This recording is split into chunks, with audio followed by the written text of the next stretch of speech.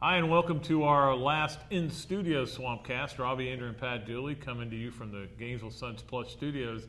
And, of course, our next Swampcast will be live from the Big Apple, New York City, where we'll talk about whoever won the Heisman Trophy. Who do you think will win, Robbie? I think Tebow, but I'm wondering if this SEC Player of the Year award had come out earlier, maybe if it would have swayed people toward Darren McFadden, who did get the vote, the nod from the league coaches, which doesn't surprise me a whole lot. They go with the guy that's got more experience. That's the way coaches vote. Exactly, and I think that's a lot of it. You're talking about 12 coaches, who decided on McFadden, and he had a great season. And I'm a little surprised, but hey, Tebow's not going to win everything. And I almost think the coaches are going, Tebow's going to win the Heisman. Let's give McFadden this award. I really believe that went into their thinking. Yeah, and the Player of the Year in the SEC on a 4-loss team, that's kind of unusual. You're looking at guys before like Peyton Manning, guys like that, Danny Werfel. Yeah, absolutely. A little different. It is, and of course, the best you could have done was a 2-loss team. Yeah. In the SEC, maybe that had a lot to do with it. But it just shows you how highly people think of McFadden, though. He's such a great player that.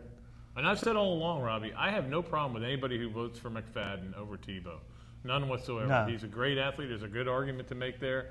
The only problem I have is if you didn't vote for Tebow because he's a sophomore. I think that's short-sighted and asinine, to be honest with you. Yeah, I agree, Pat. It cost Rex Grossman back in 2001. I don't think it's going to cost Tebow, but there may be 30, 40 voters that don't pick him solely on that reason. That's the wrong reason to do it. Just think how easy our week would have been this week if Tebow had thrown for 20 touchdowns and ran for 10. We'd have the weekend off. Yeah, probably, exactly. so. But instead, it's been exciting around here. We've done a lot of stuff. We've got special sections coming out, hopefully. And, of course, we'll be up in New York for the announcement. And it should be interesting. We did a survey, many of you saw, in the Gainesville Sun. We talked to 111 voters. I think it's up to 121 Yeah, now. It keeps growing as the days go by. Yeah, that have called in. And it's pretty clear that Tebow is getting most of the votes. So we think he's going to win it. It appears that he's going to win it. The question, I guess, Robbie, is what does he do for an encore? He won a national championship as a freshman and the biggest award in college football as a sophomore. Yeah, and here's a guy that I think is going to stay through all 4 years. So, you're right. I don't know where he goes. But, I talked to his high school coach today, Coach Howard, and he said if any sophomore can handle winning an award like this, it's Tim Tebow. Yeah, I think so, too. We've talked to him all through the year. We talked to him a little bit last year, but certainly every media opportunity this year. And it just never seems to faze him. Any of this stuff. Broken hand doesn't faze him. June Jones doesn't faze him.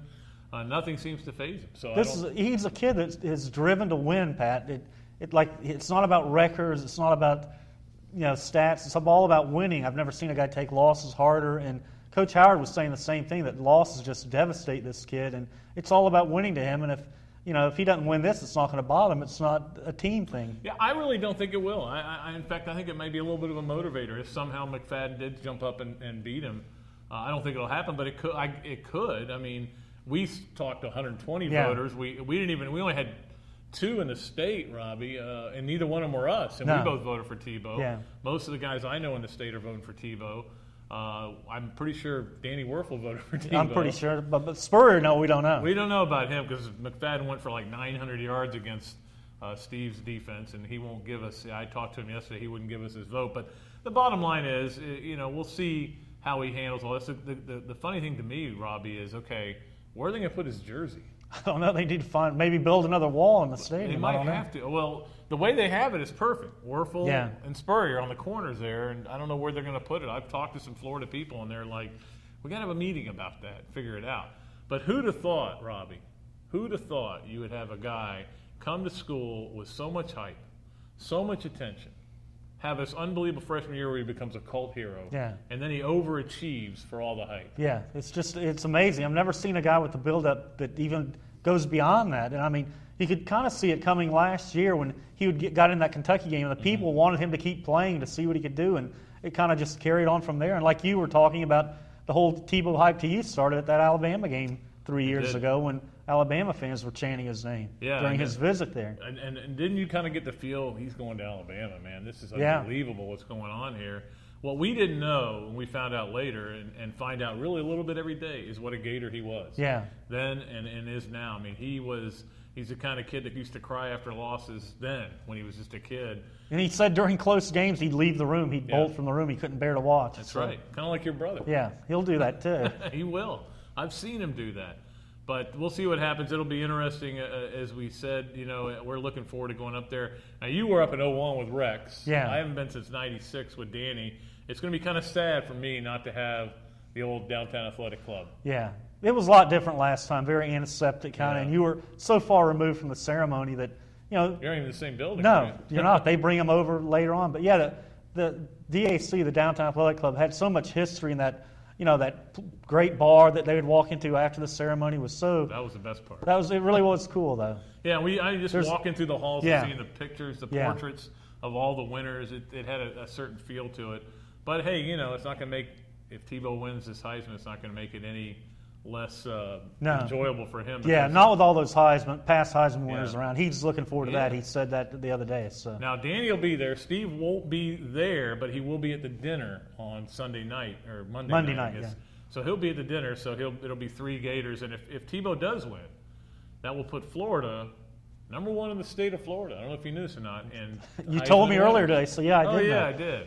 Gosh, you get all the good scoops. Yeah. Now, I'll give Florida 3, FSU and Miami 2 each. It also will tie Florida for 5th in the nation in all time in number of Heisman winners. Can you name the 3 schools that are #1, tied with 7 each? Southern Cal's got to be one. That's 1. Notre Dame. That's 2. And I think last year. Ohio State. Yeah, yes. Archie Griffin twice. Runner-up you. That's right. They're very good in the Heisman, so we'll see what happens there. But last thing before we go, Robbie, what do you think the timetable will be? Say Tim Tebow wins the Heisman.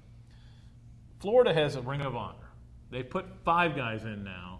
When do you think they'll put in, or will they put in, the other 2 guys who qualified, Urban Meyer and Tim Tebow? See, do they have a rule about time passed since you've left, like the Hall of Fame too, where you've got to be gone for 5 years? I don't know. I haven't seen that. Well, they're making the rules up as they go along. Well, I'd say put them up immediately and unveil them at the opener next year. I think with Tebow, they'll do the jersey and they'll wait until after he leaves. Maybe to bring do him back the first game that he can come back for and do the Ring of Honor. Or they may wait 10. We'll see. I know of course, that we're getting a little ahead of ourselves, but you're right. It's something to think about. Well, I'm trying to think of my 11th column on Tebow that I'm writing this week, so it'll be fun. We look forward to it. Thank you for joining us all year in the Swampcast. As we said earlier, Trish does a tremendous job. We thank her for putting up with our grumpiness. Yeah. And next time we come to you, we'll be in New York, probably Times Square. We ought to get the thing behind us. That'd be nice. If it says Tebow wins Heisman, it's going back. I remember being there in '96, and it was that, what do you call it, a ticker? Yeah, the ticker was going across. Danny Werfel wins Heisman. Yeah, it was thinking, really. Wow, this is a moment I wish every Gator fan could cherish. Standing in Times Square, it was cold, and there it was, Danny Werfel wins Heisman. It was really a neat moment. Yeah, it was. And you feel so far removed from college football when you're in New York City that all of a sudden, it's like, do they even know who Danny Werfel is? I don't think they did. Most of the people there that we were talking to, we were going, hey, did you see that? Yeah. Who is he? I don't know. So anyway, we'll see you from there, and we'll be up there and look forward to it. And until next time, Robbie, Andreu, Pat Dooley, so long from the Sunshine State.